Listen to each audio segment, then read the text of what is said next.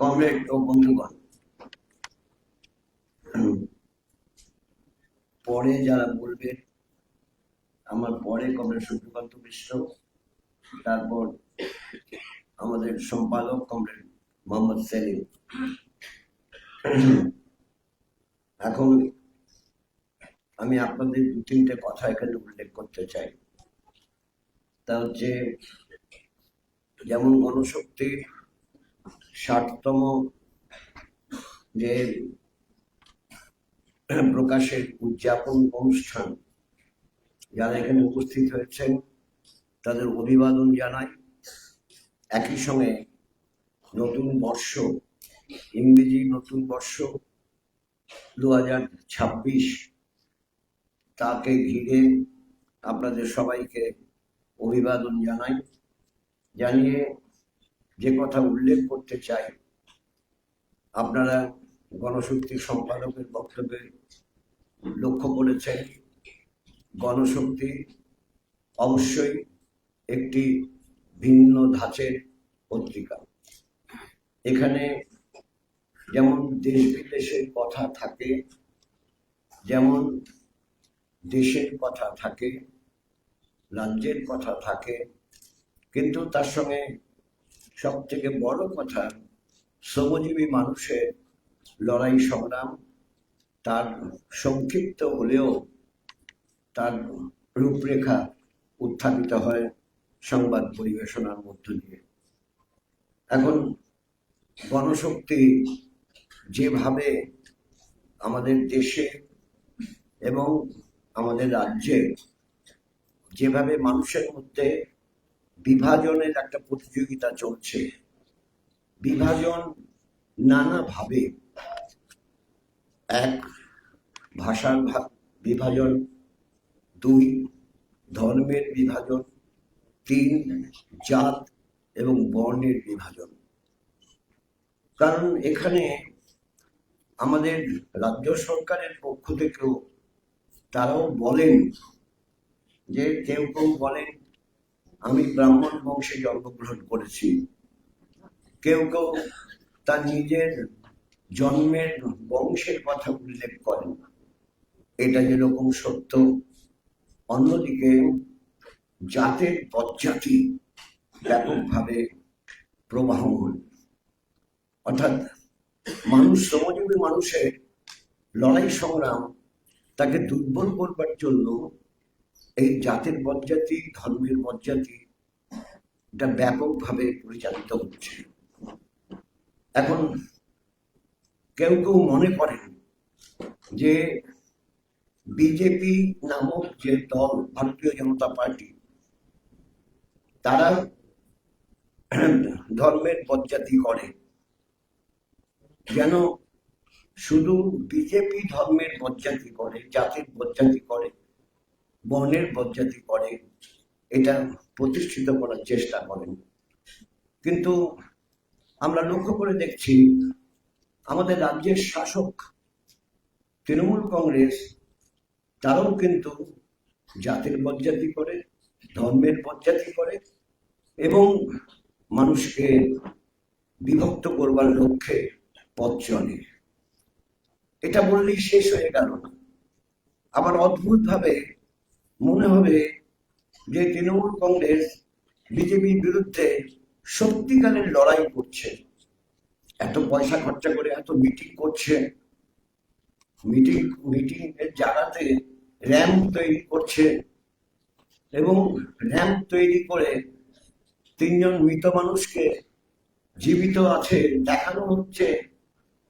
এটা কে বলতে পারে ওই 3 জন জীবিত মানুষ যাকে মৃত দেখানো হয়েছে, সেটা যখন নাকি বিএলএ হিসেবে উপস্থিত ছিল তৃণমূল কংগ্রেসের, তারা শুধু মৃত ব্যক্তির নাম কাটতে যারা চায় না, তারা জীবিত মানুষের নাম কেটে দিয়েছে এবং মৃত দেখিয়েছে। এটা হতে পারে? এটা অস্বাভাবিক কিছু ব্যাপার না। কারণ 6 নম্বর ফর্ম ফিল আপ করে আবার তো সে নাম তুলতে পারবে।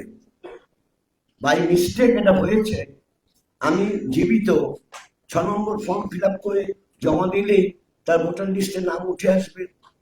এটা ক্যালকুলেটেড নয়, এটা প্রি প্ল্যান নয়, এটা কে ব্যাখ্যা করবে?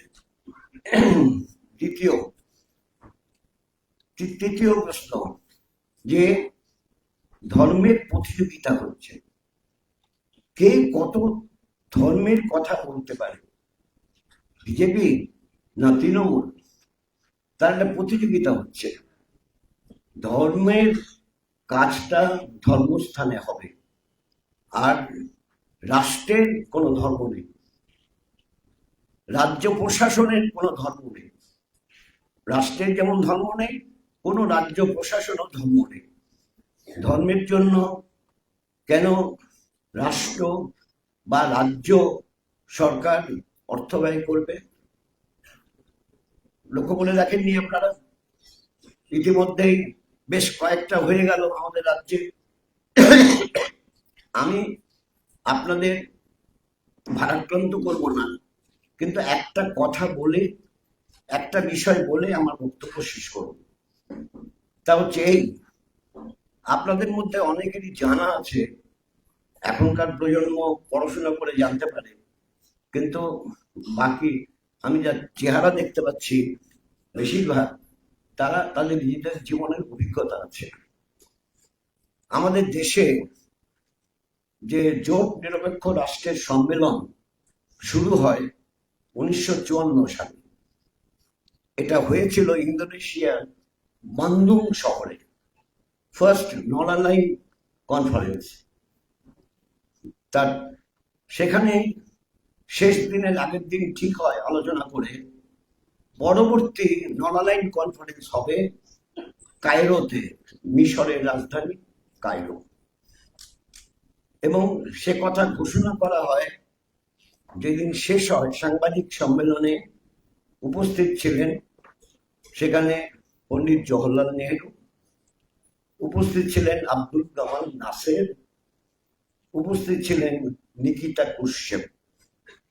খবরের কাগজে হেডিং হয়েছিল 3N decides the future of non-aligned conference। First বড় বড় বোল্ড টাইপের ছিল। এবং এই বার্তা নিয়ে আব্দুল কামাল নাসের মিশরে ফিরে যান। ফিরে যাওয়ার 3 দিন পরে তিনি লোকজন ডেকে পাঠান। এত ছোট কায়রো বিমানবন্দরে এত দেশের প্রতিনিধিদের বিমান ওঠানামা করা অসুবিধা হবে, তাই ঠিক করলেন যে এই বিমানবন্দরের তার ল্যান্ডিং স্পেস, তার টেক অফ করার স্পেস বাড়াতে হবে। স্পেস বাড়ানোটা সব থেকে বড় কথা, তারপর টেকনিক্যাল ব্যাপার যা করা করবে। তাতে দেখলেন ওখানে একটা মসজিদ, পুরোনো দিনের একটা মসজিদ আছে। সেই মসজিদটা, অর্থাৎ beyond the boundary of the Cairo airport, ওই মসজিদটাকে না তুললে তো করা যাবে না, বড় করা যাবে না, অনেক জায়গা নিতে হবে। তখন কায়রো সরকার সিদ্ধান্ত করে তারা মসজিদটা সরিয়ে দেওয়ার ব্যবস্থা করবে এবং কায়রো সরকারের পক্ষ থেকে টাকা দেবে ওই নতুন করে বড় করে মসজিদ তৈরি করার জন্য।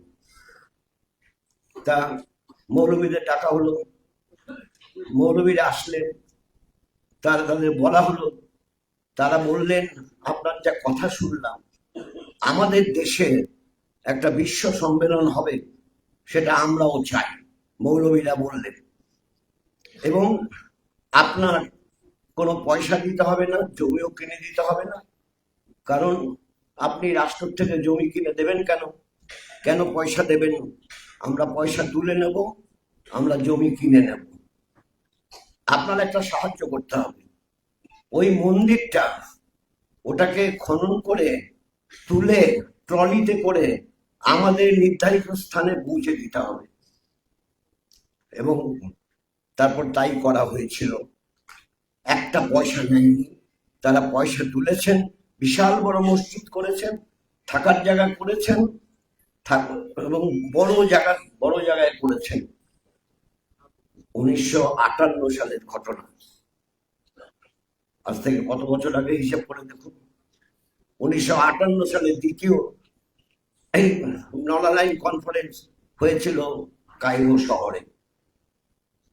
কই ধর্মস্থান তৈরি করার জন্য তো আব্দুল কামাল নাসের ধর্মবিশ্বাসে তিনি তো মুসলমান ছিলেন, কই একটা পয়সা তো দেননি, দিতে হয়নি, দেননি না দিতে হয়নি, কারণ মৌলবীরা বলেছেন 1 পয়সা নেব না। তারা সব টাকা তুলে করেছেন, বিশাল বড় মসজিদ করেছেন। এই ঘটনা কি অতীতে হয়েছে 50-এর দশকের শেষ দিকে, তাই ওটাই মানতে হবে? হ্যাঁ, এখনো অনেকে ওটাই মেনে চলে। কিন্তু আমরা দেখছি একটা মানে মানে কামধেনু আছে, যে ওটার নাম কি, হিটকো। হিটকো নামে একটা কামধেনু আছে। এই হিটকো রাষ্ট্রের পয়সায় তৈরি। আমি যা জানি, হাজার হাজার কোটি টাকা রেখে গিয়েছিল। যখন গৌতম দেব মন্ত্রী ছিলেন, তিনি বলেছিলেন কত হাজার, আমার এখন এক্ষুনি আমার মনে নেই, হাজার হাজার কোটি টাকা সে রেখে গিয়েছিল। সে টাকা সরকারি টাকা, সে টাকা বাড়তে বাড়তে অনেক টাকা বেড়েছে, আরো বাড়িঘর দূর হয়েছে, আরো জমি জমা বিক্রি হয়েছে, আরো অনেক টাকা হয়েছে। সেই টাকায় এখন একটা মন্দির হয়েছে, আরেকটা মন্দির হওয়ার ব্যবস্থা করছে দুর্গাঙ্গন, সেটাও ওই টাকায় খরচা হবে। এবং আরেকটা 3 নম্বর হিটকোর টাকায় হবে মহাকাল মন্দির শিলিগুড়িতে, শিলিগুড়ির উপকণ্ঠে। তা কি বোঝায়? ধর্ম আর রাজনীতি দুটোকে মিশিয়ে চলতে চায় ভারতীয় জনতা পার্টি, ধর্ম এবং রাজনীতি দুটোকে মিশিয়ে চলতে চায় তৃণমূল কংগ্রেস। পার্থক্যটা কোথায়? তাই আমি আপনাদের কাছে অনুরোধ করব, এই বিষয় সম্পর্কে জনগণকে অবহিত করতে, জনসংযোগ বৃদ্ধি করতে এবং জনগণের সঙ্গে জীবন্ত সম্পর্কের ভিত্তিতে সত্যিকারের কোনটা কি, কোনটা ঠিক, কোনটা ভুল। তৃণমূল কংগ্রেসের জন্ম যে বিজেপি দিয়েছে, সরাসরি বিজেপি দেয়নি, রাষ্ট্রীয় স্বয়ংসেবক সংঘ দিয়েছে, সেই কথাগুলো তুলে ধরতে হবে। এই রাষ্ট্রীয় স্বয়ংসেবক সংঘের পরিকল্পনা ছিল আরো আগে একটা পার্টি তৈরি করো, কংগ্রেসকে ভেঙে একটা পার্টি তৈরি করো, এই পরিকল্পনা ছিল, কার্যকরী করতে পারেনি। 7 বছর 8 বছর পর কার্যকরী করেছে, হয়েছে কত, 98 সালে, তাই তো? 98 সালে তৃণমূল কংগ্রেস, 98 সালে তৃণমূল কংগ্রেসের জন্ম হয়। জন্ম ধাত্রীর কাজ করেছে রাষ্ট্রীয় স্বয়ংসেবক সংঘ। স্বাভাবিকভাবে এই কথা মানুষের কাছে সহজভাবে নিয়ে যাওয়ার মধ্য দিয়ে মানুষের ঐক্যের ভিতটাকে যেভাবে ধর্মের ভিত্তিতে, জাতের ভিত্তিতে, বর্ণের ভিত্তিতে, ভাষার ভিত্তিতে ভাঙতে চাইছে, তার বিরুদ্ধে মানুষের ঐক্য, সংহতি, সম্প্রীতি, মেলবন্ধন তৈরি করার জন্য অবশ্যই গণশক্তির পাঠক পাঠিকা, গণশক্তির পত্রিকার সঙ্গে সম্পর্কযুক্ত যে কোনো মানুষের অবশ্যই এখন জরুরি কর্তব্য হিসেবে দেখা দিয়েছে। তাই আপনাদের অভিনন্দন জানিয়ে আমার কথা শেষ করে